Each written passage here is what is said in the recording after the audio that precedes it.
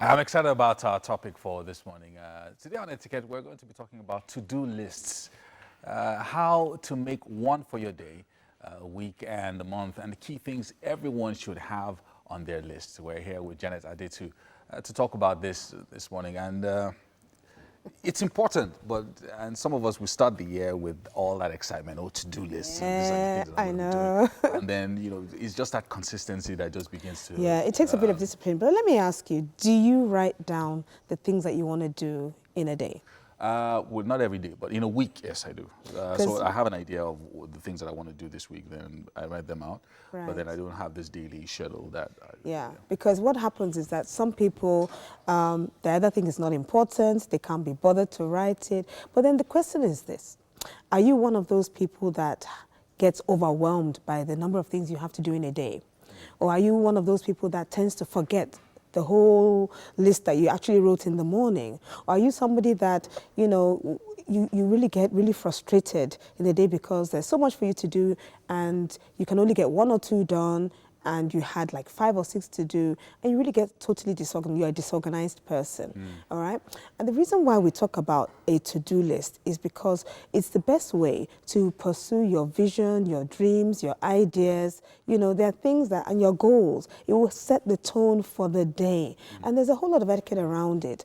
And it does take discipline, but if you're one of those people that can't keep a to-do list every day, but like you rightly said, keep one for the week, or keep one bi-weekly, all right? But it's always important to at least write down 2 or 3 things daily, right? One of the things that a lot of people say is when you ask them about to-do lists and things like that, they'll say, look, what Nigerians call eventualities, like unforeseen contingencies, like something came up and then you had to do it. Especially when you live in Lagos and you're a business person, you're trying to make ends meet.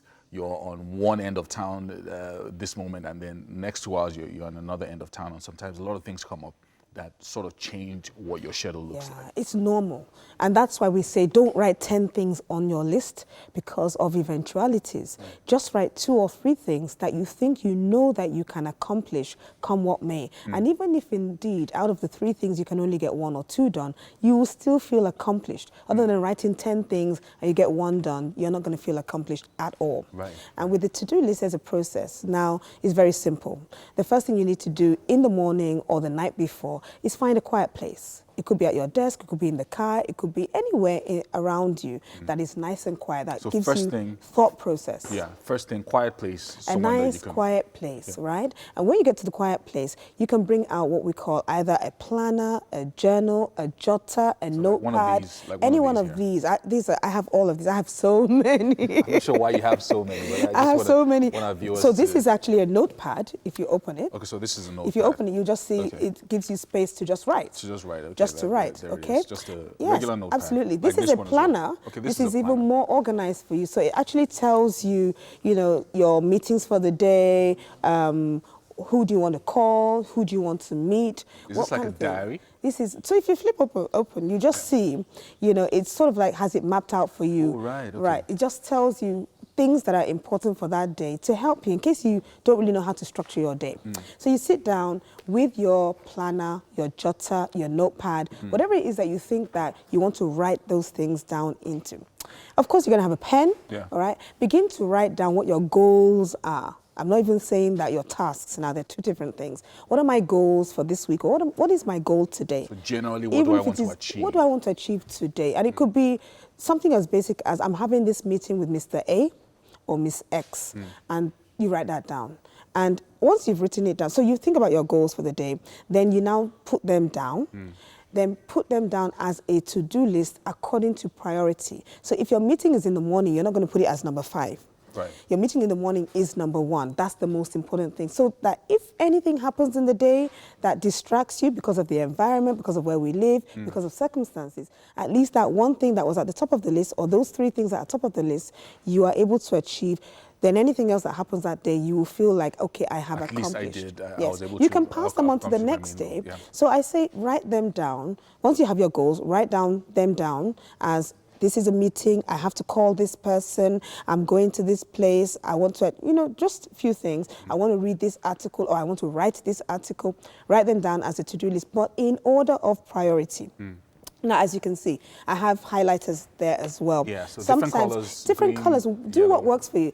If you want something to show as the most important, you might choose yellow. Anything I've highlighted in yellow is the most important thing. No matter what, today I must achieve that. Right, and things like in pink can be, later, once I've achieved, they can be the smaller goals. The bigger goals are marked in yellow. I really want to achieve these today.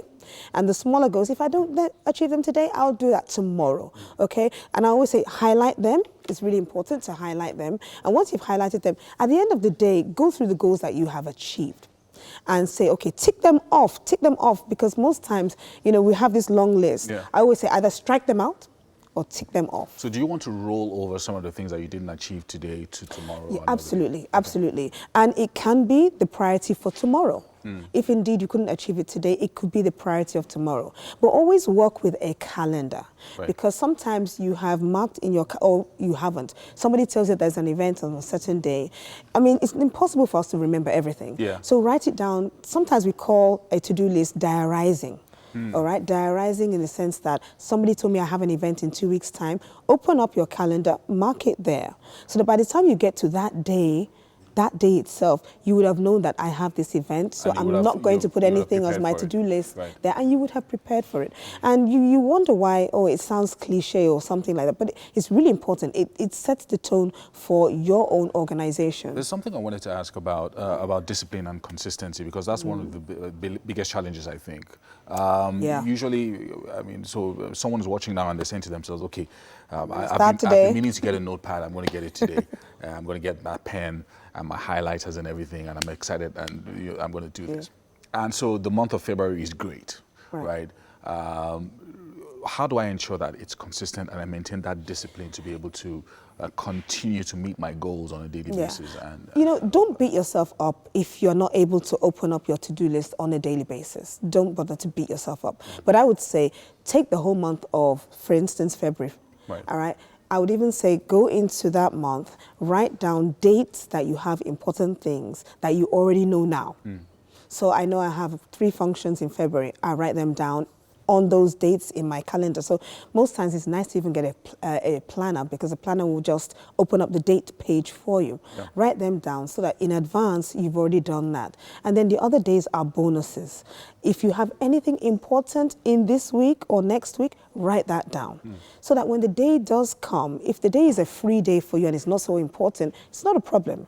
All right, but then at least you would have highlighted the most important days in that week or in that month, and that sets the tone. And by the time you get into the habit of that, you now get into the habit of this daily routine. But like I said, even daily too, it could even be 3 times a week. It doesn't have to be every day, and it could even be just because I have something important, I must write it down. Wow, that's amazing. That's amazing. So Absolutely. I'm sure someone is listening now and they're saying, okay, so I'm going to attempt to do this. I've attempted it once or twice before, but now definitely I'm going to be doing this and making it work. Yeah, try. I mean, and it really does work. It sets the tone for your own leadership and your own organization. That's amazing. If someone wanted to ask you more questions, how can they reach you on social media? Absolutely, at Janet Adetu. Janet Adetu, ask her questions. Or janetadetu@gmail.com. You probably will get an opportunity to be mentored by her as well. Absolutely. Thank you so much for joining us.